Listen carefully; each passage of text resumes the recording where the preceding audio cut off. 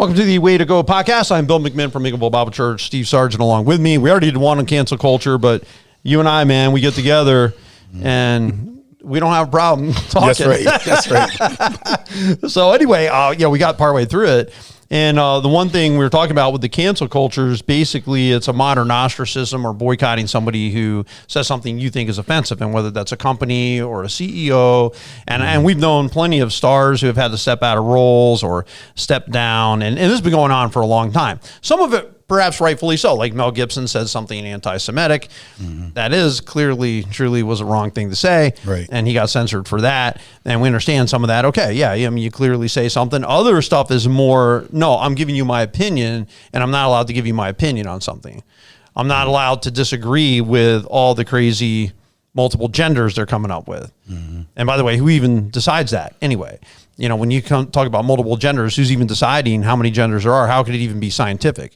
There's got to be some other thing, you know what I mean? Because when you come to the Bible and you come to XY chromosomes, there's male and female, right? Yeah, that's right. Right. I don't know where, how all of this was created as far as I don't want to say made it the gospel because it's not, but what made it, this is the way to do it.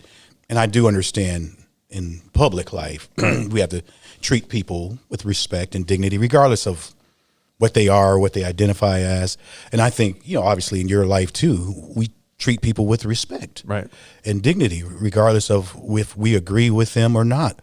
We don't go around like trying to run them over or something. Right. And we would, we treat them as human beings. We still respect people. And I don't think you can expect the world, especially our society, to just automatically understand whatever it is that maybe a group is going through or something. And I'm not just talking about, we know about racism and maybe there's been some biases against women. Women couldn't vote for a long time, and women were nothing but kitchen knaves and baby makers. And to have women that are in some leadership roles, and in a lot of families, especially in the African-American families, women are the head of the household. Right. So it's things that you understand like that about where people come from and what they went through. Sure, we get it. But we shouldn't just automatically be crucified because we label somebody the way that we've always labeled them. Right. We've been doing it for how many ever thousands or hundreds of thousands of years. Have you noticed, though, there is a trend in our culture to start canceling people and silencing them because they say something you don't agree with? In other words, if someone were to say they think the election is stolen, for sake of argument, and a lot of people have said that. Yes. They're viewed as crazy, and you're not allowed to say that. There was actually a post a young man put on that Facebook had on there. You weren't allowed to put like a frowny face or a laughy face. I guess it was laughy face. You weren't allowed to comment on it. It wasn't allowed. And so again, it's censoring any type of objection to what they're saying. And so if I wanted to go say something on Twitter, let's say, that was different than what the mainstream press said, and I think, hey, I got some questions about the way the vote went down, then I could be censored for that. Where I look at them like, well, I don't think I should be censored for it. You don't have to agree with it. If I have my thoughts, you have your thoughts. Right. And I personally think Trump lost the election. I know people don't like hearing that, but so I'm not saying it's me, but I'm just pointing out that is a clear issue in the last few months that has come up that people have really been kind of put down and silenced. You're not allowed to speak up. You're not allowed to question what the outcome was, right? So that's an issue for me, where I feel there is a true censorship. And I think in some ways, we got to stop being so uptight and stop protecting everybody so much. Stop worrying about protecting, man. We're going to make a baby culture here real soon. You can't take anything. It's like, oh, I'm so sorry. Your little feelings got hurt and you didn't like what I said. I remember having a college professor. He used to challenge my thinking all the time in the whole class. Yeah. And he'd make you mad. I appreciated that guy more than anyone because he said, my job is not to be here and not make you think. That's right. My job is to say some things to challenge your thinking and to make you think, right? Right. It's the same way with coaching. Like if you're a coach, I was a coach before. Right. And even though I had little elementary school kids, still, you're going to yell at them sometimes. You're going to correct them when they're wrong. I'm not trying to embarrass them or what have you. But how else are you supposed to help them to get better? Right. We're not just there to run around. Right. And I want to win. Right. You hurt Johnny's feelings. I want to win. Right. We had to play everybody on the team. Right. At least for a quarter. But I want to win. Right. And so when we practice, when I try to help you to improve your talent, right. my goal is for us to win, because when we win, you win. Right. And when you leave the basketball court, that winning attitude and hard work practice, right. Perfecting your craft translates into your everyday life. Right. But if you were then to do the awards banquet at the end of the year and you said, hey, boys and girls, come over here, and you get censored, you're no longer allowed to be a coach because you said the word boys and girls. And little sissy over here does not sure what she is, and it's she's offensive. Right. So now you're not allowed to be a coach because you said it. Now, I just talked to a man that came out of the military last night, the man we were talking about that we both know. He said that they were not allowed in the military to say, ladies and gentlemen. What would they have to say? I don't know, but they couldn't say that. Yuns? Ewans, whatever. Yeah, they weren't allowed to say that. They weren't allowed to say guys. They weren't allowed to say anything that would indicate man or woman. Okay. They were not allowed to say anything that would distinguish. They may have, if they're talking to their whole group, you may have men and women in it, correct? But are you saying they're not ladies and gentlemen there? Oh, like there aren't ladies. There aren't ladies in the military, and there aren't men both. And we can't acknowledge that because somebody who's in between might get offended. Well, I'm not either. Right. I'm not a man or a woman, because that's what some people believe. As nonsensical as that is, we're caving into that. That's the kind of thinking that we're caving into today. You've got a whole Congress, Steve, who said you can't use uncle, aunt. Congress now? Yeah, the Congress right now, the representatives, House of Representatives, has made a legal law or written legislation. I don't know that it's passed in the Senate yet, but that you can't use the word uncle, aunt, mom, dad, boy, girl, he, she, in any legal document, or in any legal document, in any legal writing, so that the LGBTQ community feels more comfortable. So you're not allowed to use the male, female pronouns, because then you're not recognizing that some people don't think they're male or female. And now you're going to get censored if you do. This is the kind of stuff where you're looking at these things, and should I then stop saying Mr. and Mrs. at the end of weddings? Should I stop saying, because somebody there might not recognize that there's Mr. and Mrs., and that might offend them and make them feel uncomfortable? I think you've got to stand your ground. Just stand your ground on what you believe, and you can't kowtow to every different oddball notion that's out there, or else you're going to get more of it. And it's not going to stop. People think it's going to stop. This one granddad, he made the best comment to his grandkids. He goes, you guys think I'm a dinosaur, because he thinks in the traditional view of marriage, and he thinks there's boys and girls. He goes, you think I'm a dinosaur? What's going to be weird when you're a grandparent? Yeah. Because it ain't stopping. Yeah. Right? That's true. Has it ever stopped in our whole lives, Steve? Yeah, I haven't. I guess maybe I'm a little ignorant to some of those things. I wasn't aware of those proposals and what have you. But I do know, obviously, people think different, and now than they did when I was growing up. Like we mentioned about how we would address our teachers and people in authority. I wasn't allowed to call neither one of my parents by their first name. By their first name. Oh yeah, do you like that face you have? You know, for real. So it was always mom, dad, or yes, ma'am, yes, sir, or something like something. I think you're going to see a day when those things are now offensive, and you're going to be training them out, and it's going to be like, as a coach, you couldn't say the word gay. Like you can never say, hey, stop being gay, or you're being gay. Like you can never use that. Yeah, I can understand that. I got it. I understood it. What happens when Mr. and Mrs. becomes just like that, or saying or acknowledging that, and now that's going to be offensive. How far do you go? Like, how far do we just keep backing up before somebody calls out the silliness? And that's where you've got to just stand on the Bible. The Bible says I made the male and female. Let's just stand right there, and we'll just stay there. Scriptural truth states this. Science also states XY chromosome. There's boy part, girl parts, clearly. Now, maybe in some rare instance, in like some super small fraction, born with both genitalia, let's say, or no genitalia, whatever it is, some birth defect. Okay, granted, there could be that, not to the level that we're seeing today, right? That's true. That's where we are now. And I think from our angle, we have to recognize it, that there are people who are really offended by things like that. And we can't, there's no way in the world you can appease it. Right. There's no way. I don't care who you are, but at least we recognize it exists, and we still treat people as human beings, and regardless. I always would, but I don't think I think sometimes we focus as a society, and sometimes even as individuals, we'll focus on such a minor thing that we'll forget all the major things. Sure. And I talked to a young man about this just recently. I said, listen, I said, you're focusing on issues that aren't a problem, because to him it's a problem that evangelicals are getting violent. I said, I'm going to tell you something. You're going to walk along a lot of miles before you find a violent Christian. You really will. That's a fact. You're going to walk a long mile. Why are we like focusing on this? Why is this the big thing, man? That's such a small sliver of people in our society. I said, but you don't have to walk far to find somebody who's addicted. You don't have to walk far to find somebody from a broken family, somebody who's hungry, somebody who's hurting.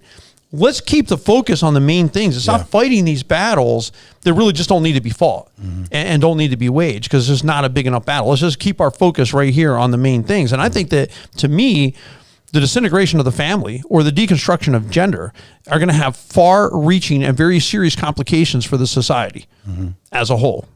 Wouldn't you? Yeah. The family is the fabric of our society. And I had this discussion yesterday, ironically, because in the African American community, the majority of kids are raised just by a mom. Right. And there are some side effects with that.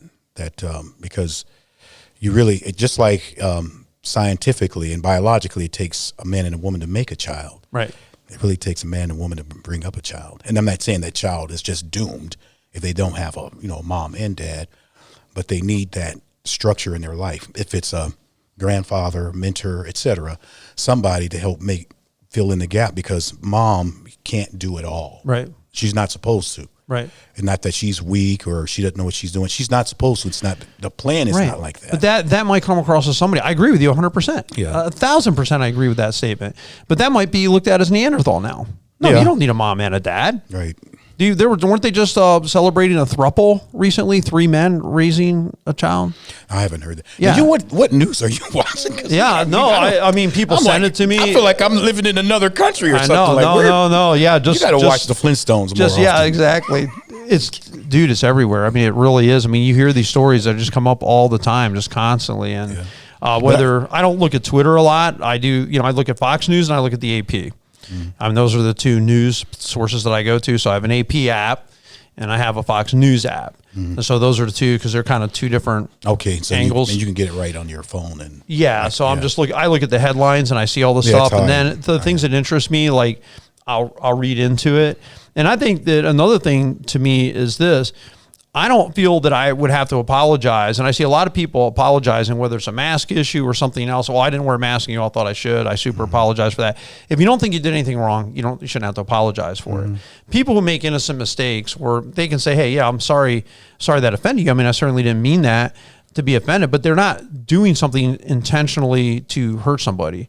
And from that perspective, I think sometimes I see people that are just guffawing all over themselves because of the political correctness and the mob demanding that they make an apology. So they're making an apology, and sometimes I don't think we should be apologizing. I shouldn't be apologizing for saying there's male and female. I shouldn't have to apologize for making that statement. And I don't know if if a person can really truly apologize and it be authentic if they don't mean it. Right. Like your job may tell you need to apologize or you're going to get fired, but you can say something, but if you don't mean it, you're speaking words. Yeah. I mean, listen, I want to try to be fair. As I said, last show, I mean, fairness is something that's important to me, and I want to be fair. If I ever said something that offended you, and I do tease you a lot at times, I joke around, I bust your chops about stuff and, have fun with it. If something was ever offensive and you said, hey, Bill, that kind of offended me, I'd be, oh man, I'm sorry. And I would legitimately mean it, because you would know it's not my heart. Sure. It wasn't my intention to do that.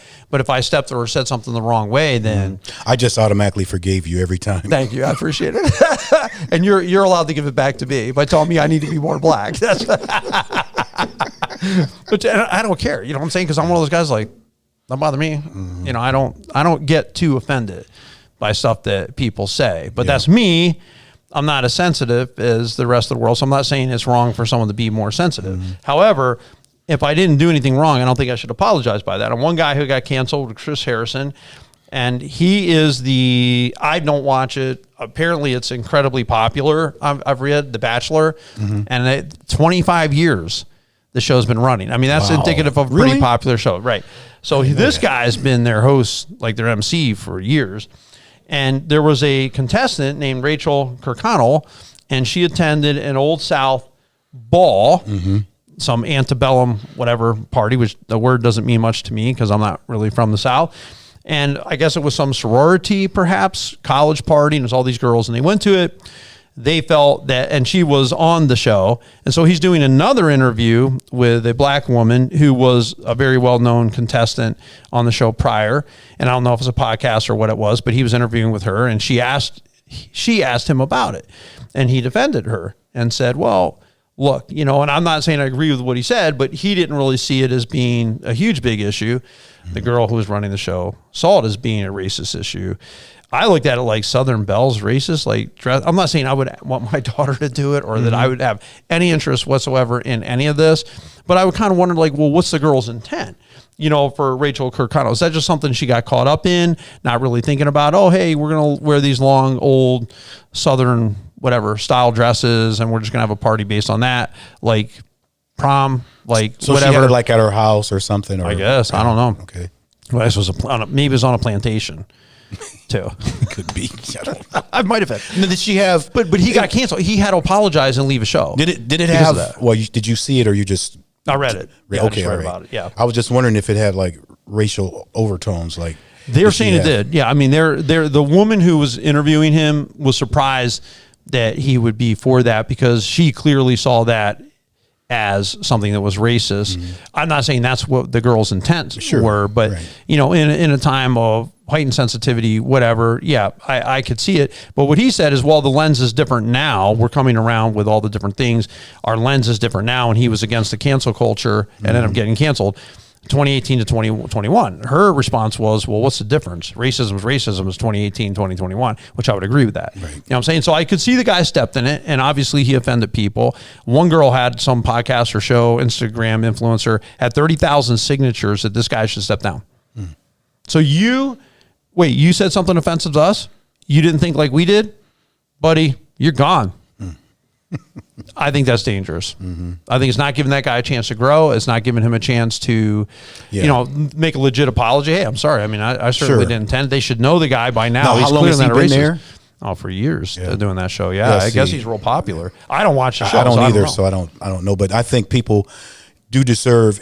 I don't think every what do you ever call it? I don't know. It's not a crime, but maybe miscommunication or things that they say that are offensive is automatic termination. I don't think that should happen because some people don't look at it like this is not offensive. Right. And if you can bring that to light to them, especially for a high profile entertainer like I guess he is or was, maybe he deserves to, like, dude, you should have done it like this or said it like that. And not to change his mind, but just to get him to see why people are offended by it.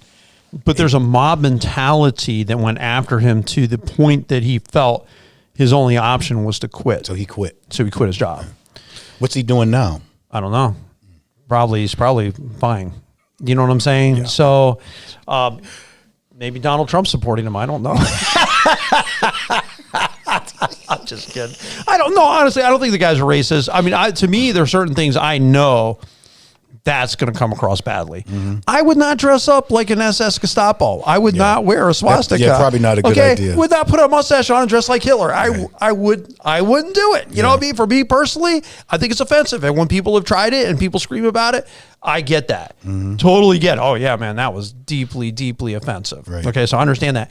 When you're starting to get to more of these marginal things, like typical guy grows up white like me, doesn't understand that. Like, we don't get that just because of our lens. Where you come from. Yeah, where we're coming from and how we grew up. Like, we're not thinking about that. That's offensive at all. It's just they're dressing up cute and whatnot. And I'd rather see those long gowns than the miniskirts, to be honest with you. You know what I'm saying? Because I think that's way more appropriate than on how people dress. Like, I think some of them are, you shouldn't let your daughter go out of the house that way. But, you look at that and say, okay, but to cancel him for that, because he didn't even do anything. He wasn't even there. He was just commenting on what somebody else did, and they were picking on her. And then one of the offenses of this girl, this Rachel Kirkconnell, is that her parents voted for Trump. And that was one of the offenses. That was an offense. And I'm like, this is crazy. You are getting way out of bounds, society, when you're going to critique someone who was on a major platform, okay, who was in fact the Republican representative of the Republican Party, through the national convention, right, the Republican convention, he has duly won all the primaries, and you're going to rip on people for voting when you have two choices. Well, they're going to go one way or the other based on whatever, even if you don't like the guy, if you don't like either of them. You're going to pick one. I don't think you should be ripped on for whatever your choice was, and I don't think I should be ripped on for whatever my choice was. And that should all of a sudden be our society. Hey, listen, don't let Bill ever come into the schools because he's a Republican, a conservative, and you don't want Bill on this board because Bill's a conservative, and Bill's not allowed to write for the newspaper because Bill's a conservative. He's getting censored. I would say that's highly dangerous. Yeah, I agree with you. I think, I don't know, maybe I'm just living in a bubble. I don't think the average person just thinks that way all the time. And maybe I'm just, like I said, maybe I live in a bubble. At least in my crowd, most of us don't think that way. I would tend to agree with you. And I think that that's one of the points I'm making. I think that there's a very small sliver of society that's kind of running things, and this mob that's running around getting offended by this or that, where you look at the issues for most people, this is not what we sit around thinking about it. Most people I know are not wrestling through gender issues. Most people I know are not doing racist things or involved in racist things or even think about that. We're just happy for I'm happy for anybody who comes to church. I don't care what your skin color is. I don't care what your wealth is. I don't care. I'm just happy you're there. Yeah. Right. And so I think a lot of us are like that way. So we have a hard time even getting any of it because we're like, but that's not us. I mean, it's not you. It's not me. You know what I'm saying? So yeah, it's hard, but this stuff is out there. These people are legit losing their jobs. We have an actress that was asked to step down. This is tip of the iceberg stuff. And Chris Harrison, who had to step down from his job because he defended a girl that went to an Old South ball with the long dresses, and they said it was connected with slavery and it's racist and blah, blah. Okay, sorry, that's offensive, and maybe we shouldn't do that, and we got to rethink that. But cancel the guy because he didn't agree with you. This is my issue with the cancel culture, because if you don't nip this stuff in the bud, we are going to lose our own freedom. You as a pastor, Steve, are going to be very curtailed in what you're allowed to say, and so am I. And so is this church, and anything that we publish and anything that we do is going to be under the scrutiny of the mob. And the mob is not always right, because the mob yelled, "Crucify Jesus." The mob was not right. That's right. Right? That's right. That's All right, right. go ahead. Weigh in on anything else that you No, think. I wish as a society, we do need to understand each other.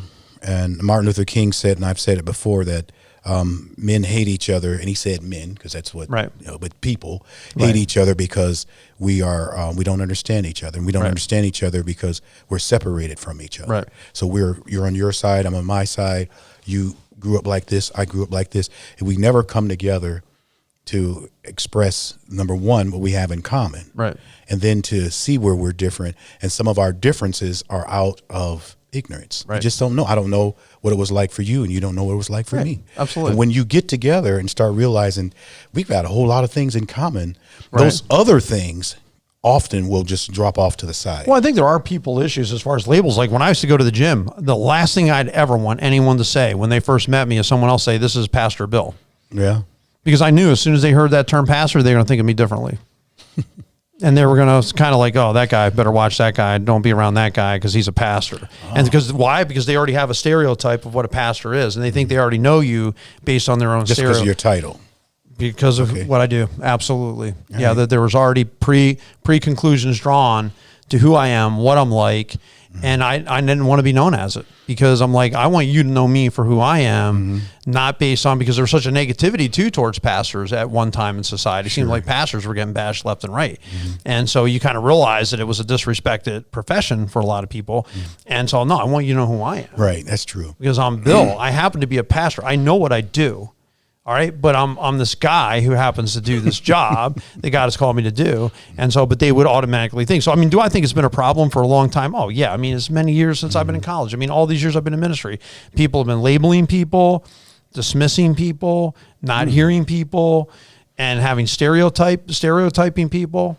Wow. Right? Yeah, they do. I think maybe in the African-American community, it's looked at different, because if you're a pastor, reverend, whatever, they have a tendency to put you on a higher pedestal, even if you don't deserve it. Right. They're going to put you there. Don't watch what you say, and you may make the room uncomfortable, because you're there, and they don't want to maybe talk like they normally would, right, or do some of the things that they would normally do because pastor or whatever is here. Right. And I understand from and I want to get to know them for who they really are. Yeah, right. Not on the guard. Exactly. Because I have to behave this way because I'm around a pastor. Right, because then you put a front on that's not really you. Right. And I'm not saying they should be disrespectful, but you're free to be who you are. That's what I try to tell people. And if it's wrong, then, and especially when it needs to be adjusted and it's a hindrance to where you're trying to get, let's work with you. Right. To get you there. But here's one thing I'm never going to do. I'm not going to apologize for being a pastor. Oh, no, you shouldn't. Right.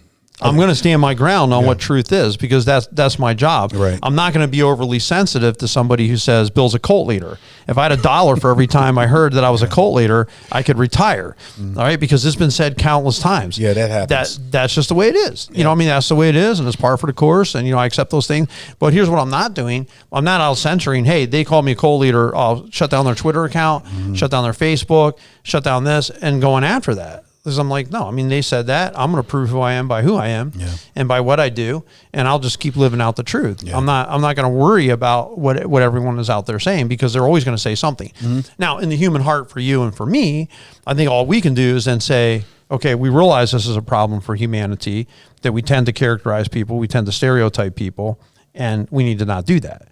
And I think that's where we need to learn is we need to not make assumptions. Now, I did stereotype somebody. They were at my house, and we were eating pizza, and I got out, and he's of Mexican descent.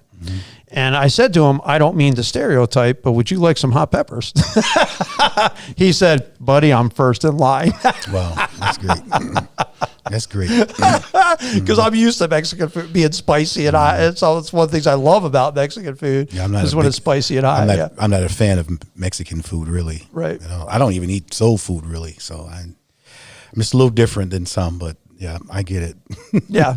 So anyway, but I mean, I'm kind of joking around. I was teasing with him. I'm like, I don't mean to stereotype. I was even trying to be sensitive with that. Right. Assuming you might like hot peppers. Oh, I'm first in line. It's to me every time because we eat together, our small group, every Wednesday night, we always eat together or something with hot peppers. It's him and me. We're the two guys for sure. There's always going to be putting hot peppers on our stuff. So, yeah, no, but I listen. I love all the races, and I think it makes it beautiful. And I think that you look in. I was holding a little, 1-year-old, again of Mexican descent in my arms, looking into his eyes just last night, and realizing and looking at him. This is exactly how God has made him to be. This kid's so beautiful, you know what I mean, in God's eyes, and you gotta. That's true. That's theology. No one's better than anyone else, right? That's right. And we shouldn't be making assumptions about people. So that's one thing I would definitely encourage people not to do. Anyway, we went long on our time. Hope you appreciate it, though. Right. Thanks, Steve, for coming in. I appreciate you. I appreciate all who listen. May God bless you all with a great and awesome week.